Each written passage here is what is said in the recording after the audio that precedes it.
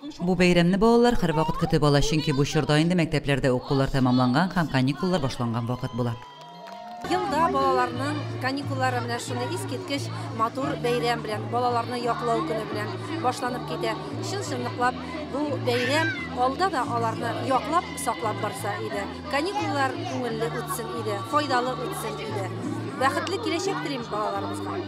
Бәйрәм үткәрү өчен көне дә махсус сайлап алынган кебек якты, җылы һәм кояшлы булды.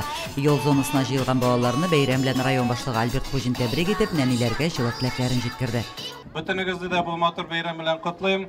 Балаларыбыз бәхетле булсыннар. Лагерьларыбыз матур гына булсын, үтсен, исән-сау гына булсыннар.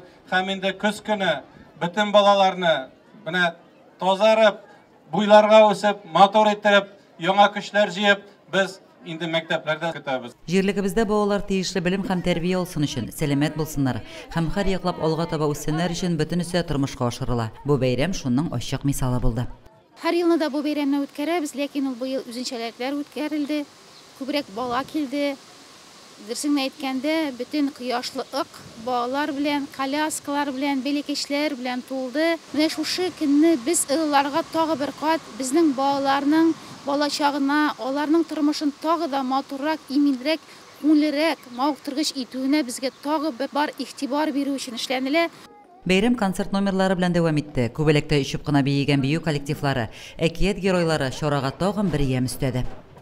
Бу ел балалар яклау көне район күләмендә зурлап үткәрелә. Бу бәйрәмдә инде балалар бакчаларыннан, мәктәпләрдән балалар катнаша. Балаларыбызга исәнлек, саулык һәр вакыт безне куандырып, матур булып, сәламәт булып яшәсеннәр. Балалар бакчасыннан да, мәктәпләрдән да бик күп балалар килгән, әти-әниләр дә килгәннәр. Шушы бәйрәмне оештырган кешеләргә бик зур рәхмәт. Бик зур рәхмәт шушы бәйрәмне оештырган организаторларга. Барлык балаларына шушы бәйрәм көне белән тәбрик итәм, котлыйм. Сәламәт булып үссеннәр башлыда. Ныклар кайтты менә шәһәрдән, Казан ягыннан. Шулар белән менә бәйрәмгә чыктык.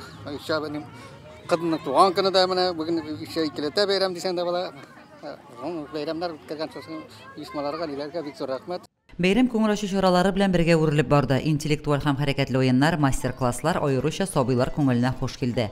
Аерым майданчыкта балалар ГТО нормативларында тапшырды, спорт ярышларында да катнашты. Лилия Шәймиева, Динар Менхаҗев, Мөслим телевидениесе.